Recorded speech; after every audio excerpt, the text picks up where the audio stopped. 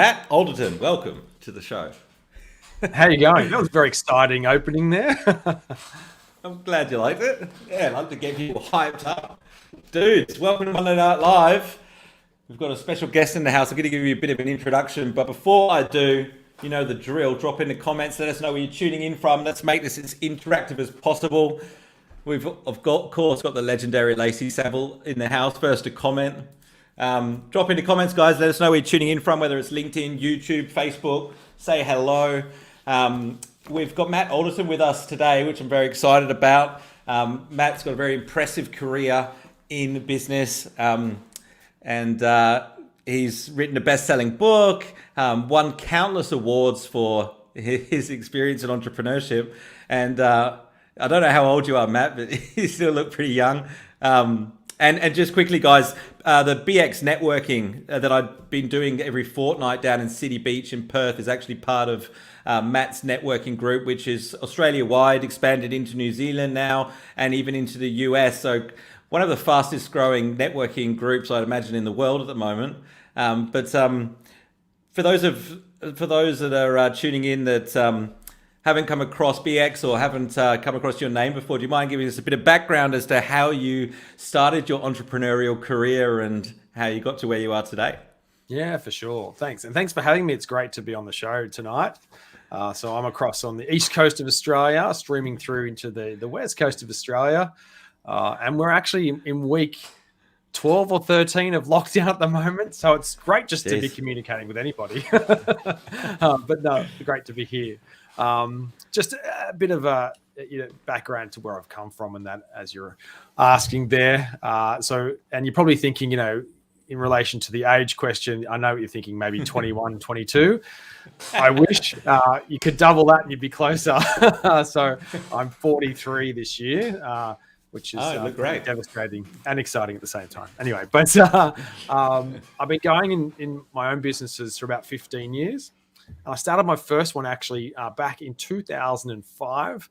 It was a Subway restaurant in Sydney, and opened up 4 Subway restaurants, a couple of cafes, some video shops, and had about 9 different retail businesses that I'd opened, bought, sold, all that sort of stuff over a 10-year period. And it was during that time that I love being in business. I love the whole element of being an entrepreneur and having control of your destiny, and that was really exciting. And through that experience, I saw the challenges and all that sort of stuff that happened for being part of business, but always just look for opportunities to make my businesses run better. And I was really lucky. I was part of franchises with a couple of those businesses, which meant that I had access to their systems and processes and learned about the value of scalability through systems.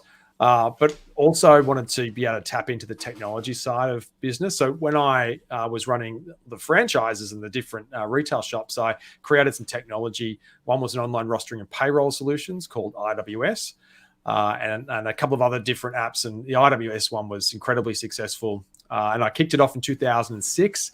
And brought on some partners over the years, raised some equity through it, and brought in some more equity partners. And pretty excitingly, we sold it for just under $16 million 4 months ago. Wow. So that was a bit of a highlight, crowning achievement for me and my partners in the business to be able to take it from zero to hero. To start something from scratch, but to serve my businesses back in that time and to take it to that point over a like a 15-year journey is pretty exciting. But I've just loved finding solutions, helping small business, working with small business, and that kind of led me down a training and coaching route. And then I sort of divested my interest in my retail and hospitality and started really engaging in the training. And I spent 12 months training with a guy called John Maxwell, who's the #1 leadership man worldwide. He's phenomenal. And then I went over to the US for a couple of months and I did some training directly with him, or mentoring with him and working with him, and became part of his founding program for the John Maxwell team. And that gave me the skills and expertise to take the experience that I'd learned in leadership and in running businesses, to then bring that into a format to be able to coach and train small business owners to grow and scale their businesses, which I then started with BX back in 2005. And from 2005 to now, we've sort of morphed from doing events and education to doing more of the networking events, because at every event that we ran, our members, our clients, our attendees all said just more networking, more networking. And so BX became very much about networking, and it's become the dominant force of BX over the past 5 years. And now we're in multiple countries around the world, and face-to-face events all around Australia and New Zealand, and it's gone gangbusters. And it's all a bit of a whirlwind the last couple of years, actually. And you morph that up into COVID and all that's happened there. It's crazy. But heaps of fun, and I've just literally condensed 15 years into a 120-second soundbite. But that's kind of it feels like how it is really when you reflect back. It's like a whirlwind. It's crazy. Yeah. And how many BX networking groups are there now? You guys have been growing gangbusters. So we've got about 60 event locations that we have around Australia and New Zealand. We've got a couple that aren't running at the moment during COVID because of Sydney, and we've got Sydney, New South Wales, Victoria, a couple of New Zealand groups that aren't running at the moment. But most of our events are running around the rest of the country, and we've got some groups in New Zealand that have kicked back off now. But yeah, pretty good footprint now. So it started back 5 years ago with 8 groups when we kicked off. And we were hoping to finish at about 100 groups, 90 to 100 groups at the end of the year. We've slowed down a little bit over the last few months, but we'll pick up that pace because next year we start our in-person networking in Texas in the US. We kick off in Austin, which would be pretty exciting. Wow. That's awesome. So I know the answer to, well, I've got my own version of the answer to this, but I'm curious to hear your version. I'm sure the audience would as well. But what makes BX networking different to your average networking group? So I like to talk about it as being reimagined networking. And, there's many types of networking, and I'm not saying one is right or wrong. But what I do know is that if you want to create long-term results out of networking and have networking as a marketing strategy, then you've got to have a system or process behind that to make that work for you. So you've got lots of soft networking, and the soft networking is like the chambers of commerce and those types of networking where they've got the community but no real structure to generate new opportunities. It's organic. You build connections and you can get opportunities, but they're not really formatted to do that. And then you've got the other spectrum at the other end that could be called quite hard networking as compared to the soft networking of the chambers. And the hard networking is highly accountable, very rigid, and very forced accountability. And there's that type of networking. I think we fit kind of in the middle, maybe a little left, maybe towards the harder side of the center, but pretty much the center. And what that means is that we have the structure, we have the support, we have the resources. But the accountability is really up to you. We put it all there out in front of you, but we believe that there's a carrot approach to running things, and if we give you everything you need to be successful, that will motivate you to want to be successful, and you'll hold yourself accountable to achieve that, as opposed to banging you across the head if you're not doing all the things that you need to be doing. Because let's face it, we have lots of competing priorities in life, and networking is one of those competing priorities that we need to be investing time and effort into. But we believe that it's up to you to work out when to implement and what to implement. We'll just provide all that. So that's really what we're about. And we're creating long-term results as well. So through referral partnerships. And I guess that's a big thing that differentiates what we do, is that, we want you to come along, be part of our network, join our network. And we know you'll be with us for a season or a reason, but very rarely a lifetime. We have some lifetimers so far, but, people, their business model changes, things change. So they're not always with us for forever. But we want to be able to create opportunities and relationships that last and outlast your membership. And because you're building referral partnerships from outside the room, they do outlast your membership. They transcend your membership, whereas opposed to most of the other referral type networking is linked to you being in the room and getting direct referrals from the room. And then when you leave that networking environment, someone else steps in and then they start getting the referrals. And that's what we don't want you to have that scenario. We want you to have a scenario where the opportunities keep coming irrespective of whether you're in our room or not. That makes a lot of sense. And I did a lot of networking back in the day when I lived in Melbourne, and when I started this whole LinkedIn thing, it got to a point where I was a member of BNI on Chapel Street, and I was there for about a year, I think, and it got to a point where you got referrals just for the sake of it, but there was like 3 what I would call referral partners in the room, like in a similar sort of business. But it got to a point where I was like, geez, I'm rocking up to this. I'm spending an hour every week. I've got to do a one-on-one. In 2 hours in a week, I could generate a lot more leads on LinkedIn. And then I haven't been to a networking thing since, really, not a formalized one. And then I came along to BX and you were there and you started talking about generating referral partnerships. And I was like, oh yeah, that's spot on. That's exactly how I grew my business from the start. To be honest, a lot of the leads, when I was generating leads on LinkedIn, that's actually what I was looking for. I was contacting businesses and saying, hey, can we refer you some clients, and vice versa, and creating those relationships. And, those referral partnerships has stayed with me for years. And so what you were talking about just clicked for me and made complete sense as a point of difference. So, glad to be involved with what you're doing. And it's no surprise that it's, growing so quickly. I'm curious, I know what's involved with growing these things, and obviously you're there to support each networking group. How do you manage work-life balance?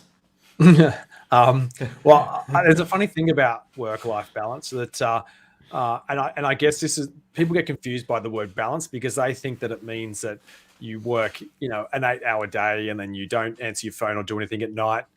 Like it's after 8 o'clock in Sydney and I'm on a podcast, talking about my life, my business and that. But to me, balance is there's a guy called Dale Beaumont. You may know him. He's like the number 1 educator in Australia for small business. He's phenomenal. If you don't know him, look him up, Dale Beaumont. But he has a great work-life balance. But it's not how you necessarily look at work-life balance. Most people think that 8-hour day or 40 hours a week or, have your weekends off. But really, to me, it's about working hard and then really having a great relaxing time and switching off completely when you're not at work. And that could be like Dale does. Dale works hard for 2 or 3 months and then has a month off. And then works hard for 2 or 3 months and then has a month off. And before COVID, he'd pack up, he'd fly somewhere in the world and he'd take his family with him and they'd, travel for a month. So he's basically traveling for 3 or 4 months of every year and he was able to switch off from his business. And that to me is balance. And so you can't work hard all the time and kill yourself. You've got to be able to switch off. But it doesn't come in the package of working for the government type 9 to 5, Monday to Friday, weekend off kind of thing. So for me, it's exactly the same. Like I like to plan. I don't have 4 months of the year off. I think that's something to aspire to for sure. But it is about booking those holidays and having that dedicated time and knowing what's important, the blocks of important stuff that you need to book into your life. And then, playing hard when you need to play hard and that's where the balance comes. But loving what you do as well. Like if you don't love what you do, you're certainly not going to get the balance out of it either. Yeah, absolutely. I just want to acknowledge Ian's question here. BX is in Melbourne, isn't it? Sure is. It sure is. So at the moment, obviously, you guys are in lockdown like us in Sydney. And so all of our members, we have been networking online now since 2018, something we started back then, running 1 event online a month for people that wanted to network across the country. During COVID, we were pumping out 8 online events a month last year. And we've now got 2 online events every month for members and guests. And we've got some other member-only ones as well. But there's 2. So if you wanted to check something out while you're in lockdown, it's a great time to check it out online. It doesn't cost you anything. You can come along, you get some great opportunities just by being in that room. And so, I'm sure, Daniel, you put some links and stuff like that so people can find out more about that sort of stuff. But certainly it's a great time because it doesn't cost you anything. You come along and you get some value anyway. And when you're in, lockdown, it's a great time just to be, knuckling down on the marketing side of your business. But we did kick off in Melbourne about a year ago and have got a number of groups down there spread across Melbourne. So definitely if you're in the Melbourne area, there's plenty there. We are in Western Australia, South Australia, Victoria, New South Wales, ACT, and Queensland, as well as North and South Island of New Zealand from the face-to-face stuff. Yeah, and you can get the list of the different chapters on the BX Networking website, I imagine. Sure can. Yep, bxnetworking.com.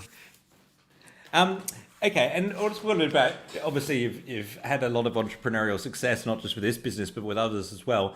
What would you say would be the main characteristics that you would attribute to being successful as an entrepreneur? Oh, I think that entrepreneurs can generally get in their own way of being successful. I think most entrepreneurs are generally creative, excited people who are really passionate, love what they do. And the challenge with that is that usually we're experts in a particular area, and that gets in the way of us actually running a good business. So I think that if you want to be a successful entrepreneur, you've either got to be good at everything, which is pretty challenging. Let's face it, you can't be great at everything, or you have and you surround yourself with amazing people who are experts in the fields that you are not good at, and that's build your team around you. Whether that's employing people, which I wouldn't recommend doing too quickly, and surrounding yourself with experts around you at very early stage. So you outsource that. You find people who are experts in their space who serve small business. So usually other business owners or other businesses that are the best in their area that can support you, and quite often, like I'm pretty creative, so I'm very right brain, so I'm not left brain. So I don't want to be in the detail of the accounts, and I want someone else looking after and managing the finance of the business and doing my tax and BAS and all that sort of stuff. So when I was first in business, I just found a good accountant. Actually, they didn't turn out very good, and that's a whole nother story. But surrounding yourself with those key people is going to be the make or break with you. In fact, they will be the make or break without question by surrounding yourself. So that would be my number one thing for any entrepreneur, is make sure you surround yourself with people better than you are at doing the stuff that you're not the expert in. Absolutely. Yeah. And during your career as a business owner, what's been, and I'm sure there's been many, but what's one of the biggest challenges that you've had to overcome that perhaps you could share with us? Well, the one that comes to mind every time is in my first business. I had a partner. Went into business. I had a Subway restaurant, and there was two Subways in a video shop, and I had another partner involved in that. And he actually owned about 40 video shops, and it was during the early 2000s. So 2005, we kicked off our first shop, and he was great. He had an office and infrastructure, so he had all the accounts and back end stuff that he did. So he managed all the back end of the business, and I did the front end because that's where I was working in cafes and all sorts of stuff from a young age. So the front end operations, customer service is my jam. So that's what I did. And I was great at that. And the shops were great and they were running great. And they were, increasing in sales every week, and we were doing fantastic. What I didn't know is that his businesses weren't doing so well. And instead of using the money to pay the tax and the super and stuff like that, and those obligations, that money was actually not going to those. It was going to his businesses to prop them up. And unfortunately, that happened over about 18 months. And because they're all new businesses, the reporting obligations and stuff didn't come to light in terms of the my accountant, which we was talking about earlier, didn't pick it all up. And there was about 500K worth of money that had disappeared out of the business over that period of time. And it left a pretty big hole. And it ended up costing us about $750,000 because of penalties and interest and stuff like that. And so the lesson was, don't blindly trust someone you're in business with. And it was a pretty naive mistake, but it was 15 years ago. I was in my 20s and I was, new to business, and I trusted him because I'd worked with him for many years. Unfortunately, he went bankrupt and left us with that debt. We retained the businesses, but it took us about 10 years to really recover those businesses from the financial hole that we were left in. And we had to sell a house and do all sorts of crazy things. So it was a pretty crazy, challenging, frustrating time for us and for my family as well. But, you get through it, and adversity and experience only makes you stronger and more resilient in the future. And I've certainly made some better decisions off the back of the learnings from all that as well. It's easy to look back and think, I learned a lot out of that. Going through it, it's a whole different story, right? Yeah. And I mean, being in it, and there's lots of, I've had lots of entrepreneurs on the show that have achieved a lot of success, and they quite often seem to have a similar story like this. But what I'm always fascinated by is, there's obviously been a commitment and a decision there not to pack it in and to keep going and to not give up. Is that something that comes naturally to you, or you know? I think so. I think I'm like the eternal optimist. Like my mother-in-law always said, because when we lost all that money and we sold the house and we, propped the businesses up and tried to pay back as much as possible, we sold the house and we moved in with my mother-in-law. So we lived with her for 5 years during that time as well, which we're very fortunate for, obviously, to be able to do that. But she always said, I can't believe everything you're going through, because we put on this facade of positivity and, everything's rosy. And we had 200 employees working across a number of businesses. So we didn't want them to be worried about their financial security. So she said, I just can't believe you get out of bed, you swing your legs out of bed in the morning and you come out and you're happy and you're like, there's nothing wrong. And I was always like, well, what alternative is there? So I think that eternal optimism really creates that scenario for you. And I do believe, and I've heard someone say, I hate the term fake it till you make it, but I love it, because what it means is I'm going to fake what it is that is missing or is needed to create that reality. And I'm not saying don't be incongruent with who you are. I'm saying, sometimes you've just got to suck it up and put on a brave face. You can't wallow in misery because it didn't work out.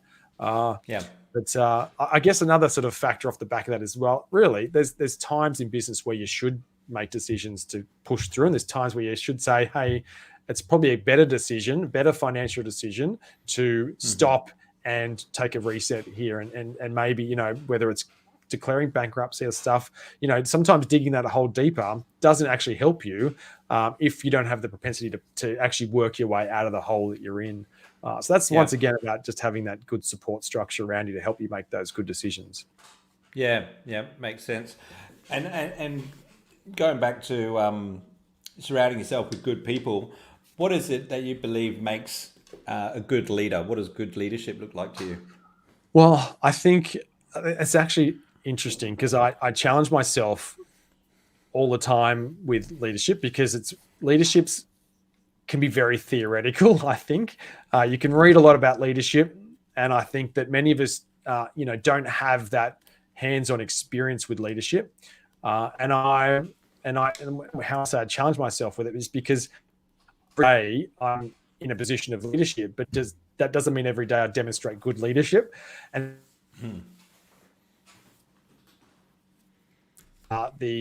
what I'm doing now. Are we all good technical wise here? Yeah, I was just wondering the same thing myself. It seems to be back okay. Yeah. Just didn't want to be talking to myself 10 minutes. All good. So it's really I think the qualities of a good leader is somebody who listens to people, that builds relationships with their team, engages with them, leads by example, has integrity. And so really it's someone that inspires their team to achieve, or inspires people to achieve what is needed in their day, their week, their life. And that comes through just the influence that you can create as that person in their life. So it really does stem down to influence being that key element. Yeah, it's interesting. And I think you're doing a great job. Obviously, you've got a leadership role with your own team, but then you've also got I guess they're like your partners, really, your clients that have started these networking groups, and the support that you're providing them all comes back to good leadership and serving them. So you're doing a great job. What are you most excited about at the moment in your business? Yeah, it's a good question. Look, it's such a weird time, because we started 2020 with this plan of growth, and we were rudely interrupted in March and April, and that really capped off where we're at, and it stopped our ability to grow the network. Although amazingly, we did actually grow through that first lockdown across the country quite significantly, way more than what we anticipated. We thought we just hold on, and we actually grew quite fast. And then we had this great run from sort of August, September onwards, and through into March, April, May, June this year. And then we've hit the skids again, and it's been probably a tougher lockdown this period than it was the first period. And so from a mental health perspective, just trying to motivate yourself every day when you're in lockdown is really hard. And if you're in WA, like you guys have had such a sweet run of no cases, and you've had that great protection that you've enjoyed in WA that we haven't quite had across the rest of the country, and mainly because of the geographical boundary just makes such a distinct difference. So it's interesting. So the thing that I'm most excited about in the business is actually just starting again and really, reopening and launching. And it's not just about launching the US or anything like that. It's really just about helping everybody get back on their feet after such a kick in the guts for a second time. And I think it's because we didn't expect to be back where we were a year ago. That it's really made it hard for everybody this time, and it seems to be that indefinite, like it's just dragging on kind of thing as well. So I'm excited just about getting going. The opportunities are huge. I think the opportunities are huge for everybody right now. You've got to be able to see it. But I'm excited about helping people achieve some of those goals for their business as well over the next 12 months and beyond. Yeah. I just want to shift gears for a minute. I'd love to hear your take on any tips you have for businesses out there doing networking. Networking tips. Well, my big tip for everybody is, doesn't matter what type of networking you're in. Networking is not a sales activity. Networking is a marketing activity. So it's top of funnel. So if you think about your top of funnel, at the top of the funnel, it's the attraction element.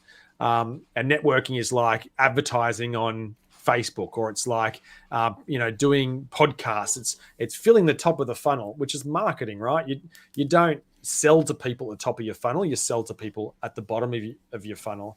So when you're in a networking room, don't think of anybody in the room as someone who is going to buy from you. That is a really good byproduct. That does happen. It's a nice side effect of going to a networking room. You build a relationship with somebody, then the propensity for them to want to buy off you is high. But if you start selling, that drops that significantly. So what you want to do is go into a networking room and think, who can I help in here? Who needs a connection? Who needs to be introduced to somebody? What can I do to support and help in this room? And the more you do that, the more it'll flow around. Like, call it the karma effect or whatever, but it's phenomenal. The more time you invest in the people in your network, the more that comes back to you in the long run. And if everybody has that mindset, you can see how it works quite easily. And I think that's what we do focus on creating at a BX event, because we talk about that we're not selling, we're helping, we're supporting, we're seeing how we can connect people and engage with our network. But that works in every single room. So don't look at your room as an opportunity for a new sale. Think of it as an opportunity to market your business so that the people in the room can connect you with great people who have lots of your own clients out there. Yeah. Great advice. And as you're talking, I was just thinking, it's the same mindset that you need to have to be successful on social media when you're hanging out on there is just to add value, to give, see who can help. And then, but yeah, again, like most people make the mistake of trying to sell on there. And just from my own experience to dudes tuning in, like it is about building relationships on social media, but when you can take those relationships offline, those relationships do build a lot quicker and build a lot stronger. One of the things that I wasn't expecting, when I joined BX Networking, is I invite all these people along that, yes, are in my network already, or, I'm seeing on social media, but just to catch up with them again and have a reason to have another chat, it like brings back brings you back to the top of mind. Your relationship develops a bit quicker, and they think, oh yeah, Nathaniel, I should have introduced you to this guy. I'll be meaning to, talk to you about doing some training myself, or what have you. It starts another conversation. It builds a much stronger relationship. So I think those two work really well, hand in hand. We've got all sorts of comments coming through here. Oh, hello, Lacey. Ian wants to know where my dog Marshall is. he's in the other room. And then someone going bananas on YouTube with all sorts of comments. I'm not sure quite what's going on there. G'day. Hey Jeff, how are you? And we got Joshua here. I think Josh must Hey, be involved Joshua. in Yeah. How BX. you going? Cool. Oh well, yeah. So I hope this lockdown thing gets resolved soon, mate. So you can get back on the road. I'd also wouldn't mind if you could share a little bit about the online aspects of BX, because I know you guys do quite a lot of online events and your Facebook group. Could you just share a little bit about that so the audience who are either considering attending or checking it out know a bit about it? Yeah, for sure. Look, I think from our perspective and where I came from, I mentioned that I started BX as an events and education organization, a company to help small business owners. So part of that was that we used to run a 12-month program for small business owners to help them grow and scale their business. And although we don't do that anymore, I've got several years of education that not only I've recorded through our boot camps and events, but people like, Mark Burris, Naomi Simpson, John McGrath. We've got experts from all across Australia who've contributed content and education to our member portal. And what I used to charge 15 grand a year to be part of, now members of BX just get all that included. Because Right. really, I believe that the best thing we can do is help and support each other to grow each other's business, and we've got all that content at our disposal. So we've just opened that portal up to all of our members to be able to access. So that's a huge value add to what we do. But in terms of the online events that we run, as I mentioned, we're doing kind of one online event a month, sort of back in 2018, and that we sort of continued. But when we hit 2020. And we went into lockdown for the first time that March, April last year, we just went, what can we do to just add enormous value to what's happening at the moment? We knew we didn't have the face-to-face event, so we knew we had to have a solution available for our members to take part in. So we created the BX Online format, which is very similar to that monthly event that we were running.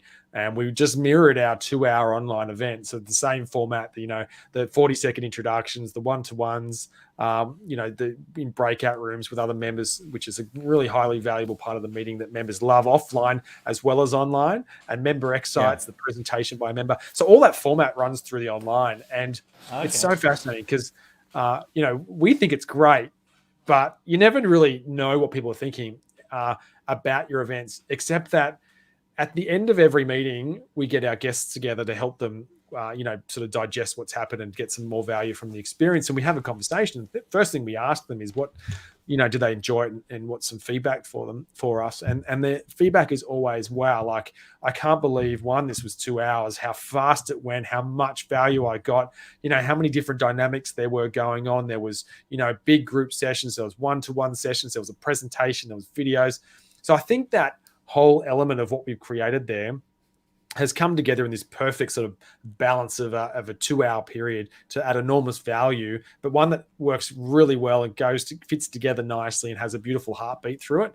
And we get that feedback from, I would say, almost every single guest comes off that saying that, and our members rave about it, which really makes me proud, because it's been such a collaborative effort to really deliver that. And, Loz, Lorraine McKenzie, who is our ops director for BX, has been instrumental through the past couple of years in the format that we've got today.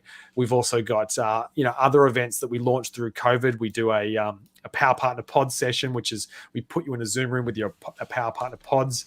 We run those in every the first Thursday of every month. We have our podcast pitch, helping people pitch to be on podcasts and putting them in front of podcasters. We do that on the second Thursday. On the third Thursday, we have the Hour of Power, so a 1-hour coaching and strategy session with Loz and myself.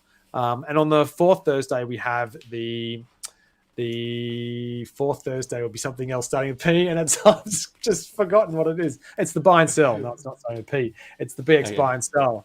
And it's the only opportunity that you can have to sell to BX members in the network. And we have 40 people on the line. They pitch their special offer to members, and we live stream that through our member-only Facebook group.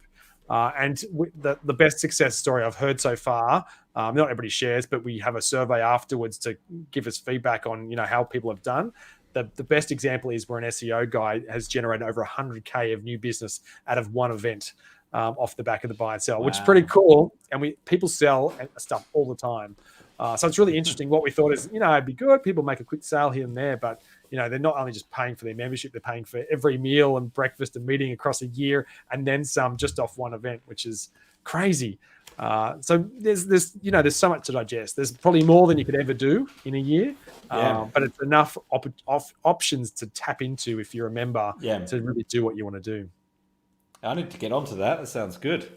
Yeah, lots of stuff. I haven't tapped into the online stuff. I haven't tapped into the online stuff. One thing at a time, but it's good. There's more values to be had. It's awesome.